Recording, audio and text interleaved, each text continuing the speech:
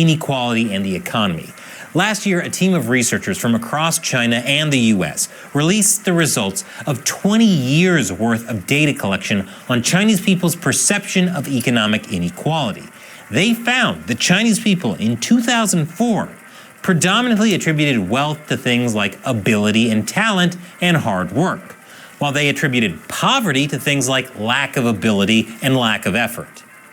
These days, though, Chinese people instead primarily attributed wealth to things like connections and growing up in a rich family, while poverty was attributed to unequal opportunities and an unfair economic system. Wow, it's almost like you can't trust the promise of a worker's paradise in a communist utopia. In fact, one of the sharpest rises over the 20-year period was the view that wealth and poverty in today's China are explained by an unfair economic system. So what does this have to do with public trust? Well, in the absence of political rights in China, the CCP has built a lot of its legitimacy in recent decades on development and economic opportunities for the Chinese people. It's part of what has become known as the unofficial Chinese social contract. The CCP oversees growing prosperity, and in turn, Chinese people stay out of politics. Although no Chinese person actually signed on to anything like this, it was more of a we'll tell you what to do and you're gonna like it arrangement, only without them worrying if they actually like it. But if there is no growing prosperity, as we've seen on this channel time and time again, and Chinese people largely believe that economic success or failure are based on an unfair system, well, the CCP's legitimacy starts to fall apart. And Xi Jinping's emphasis on boosting common prosperity starts to look a little ridiculous. But there are other signs that public trust in China is abysmal. You see, in recent years, several Chinese regions have faced intense rainfall that has led to heavy flooding and massive landslides. It's resulted in thousands of people having to abandon their homes. Yet when local governments try to raise funds from the public for disaster relief, it rarely amounts to much. That's not because Chinese people don't care about their fellow citizens, but after a number of scandals in the charity sector, from fraudulent fundraising to the strange case of a charity donating money to the Chinese government, public trust in charities seems to have eroded away. And yes, you heard me right, a charity donated to the CCP. And I can't tell if that proves they're despicable or destitute. Porque no los dos. The Chinese people also have a serious lack of trust in their own food, perhaps for obvious reasons. But it gets worse. In 2008, a Chinese infant formula product that had been deliberately contaminated with a dangerous chemical led to 6 deaths and 300,000 Chinese children getting sick. After that, Chinese people dumped local brands in droves and went searching for foreign products on the global market instead. But it's not just food either. Last year, many Chinese women also began turning away from local hygiene products after it came out that some of them are produced from materials contaminated by things like mold and maggots. People don't trust the CCP, you say? Public distrust apparently runs so deep that even seemingly positive stories that end up happily often end up being met by frosty and skeptical responses. For example, in 2023, a Chinese woman named Yu Yanyan was on her honeymoon in Tibet when she came close to losing her life in a car crash. But thanks to timely blood donations by locals and Yu's evacuation in a chartered plane, she survived and made a full recovery. All's well that ends well, right?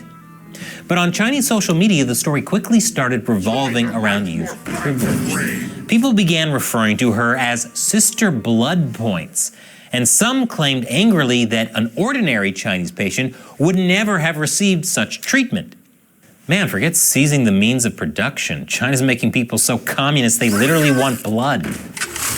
Also in 2023, a similar public backlash struck a Chinese lottery player that won around $30 million after purchasing about 50,000 lottery tickets with the same winning number. The peculiar winning strategy is not necessarily a sign that the winner somehow cheated, but it's nonetheless attracted widespread attention and suspicion, probably because there have been several cases of corruption in the lottery over the years. And if we can't trust degenerate gamblers, And really, who can we trust? So what does all this say? Well, it says a few things about a general state of disillusionment in Chinese society. It doesn't matter whether it's the lottery, a chartered plane, or last month's hospital scandal that exposed plagiarism and favoritism at the top of the Chinese medical community. The Chinese public is sick of an entrenched elite that games the system to their own advantage and to the disadvantage of ordinary people, aka what happens literally every time someone tries communism. But I'm sure the next time they'll do it right. They are also fed up with corrupt organizations and companies enriching themselves at the cost of victims of natural disasters and children. And they are tired of an economic system that was supposed to deliver common prosperity, but has actually left many feeling worse off. AKA what happens literally every time someone tries communism. No, but sure, go on. I'm sure the next folks to try it, they'll finally get it right. So yeah, the situation is bad, but something needs to be done. But what? The CCP has already unleashed relentless waves of purges and anti-corruption campaigns in recent years to try and get rid of the so-called bad apples. But clearly that hasn't restored much trust, since the roots to the apple tree itself are also bad. You can't really revitalize a system if you're unwilling to change it or the people at the very top of it, no matter how many people in the lower ranks you lock up. Just to stick with the tree analogies, that'd be like trying to remove a tree by trimming a few branches and going, ta-da! That's the big issue here. The CCP co-opted the whole system long ago and quashed any dissenting voices in the process. They broke it, so they own it. Any widespread dissatisfaction about the current situation in China is bound to fall back on the CCP eventually. After all, there are no Chinese elites as dominant and entrenched as the leader who is set to rule for life, and his political party that has been in power for more than 75 years. So it's very likely that public trust won't and can't be fully restored as long as the CCP remains in power. Unfortunately, they have proven time and time again that they are not going anywhere willingly. But with the economy tanking, the CCP might find itself getting forced out. For more on that, check out this episode exclusively on the China Uncensored premium website, ChinaUncensored.tv. Just click this button right here that's been on screen. There's a lot of great stuff on the website that we don't put on YouTube. Once again, I'm Chris Chappell. See you next time.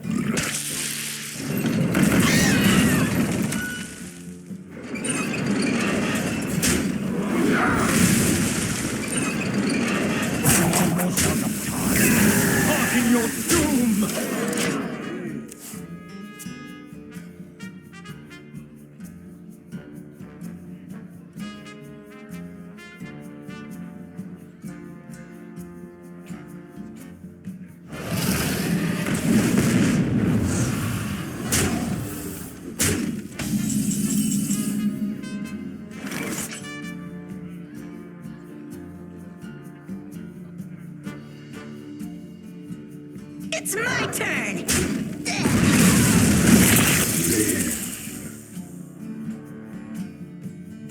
Hearken your doom! Any questions?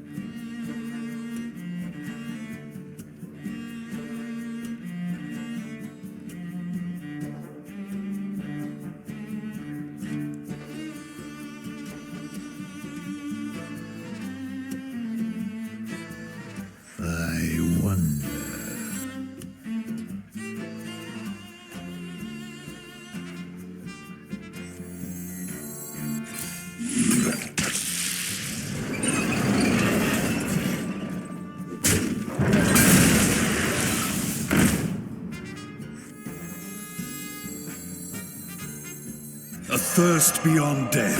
It sings to you. Any questions?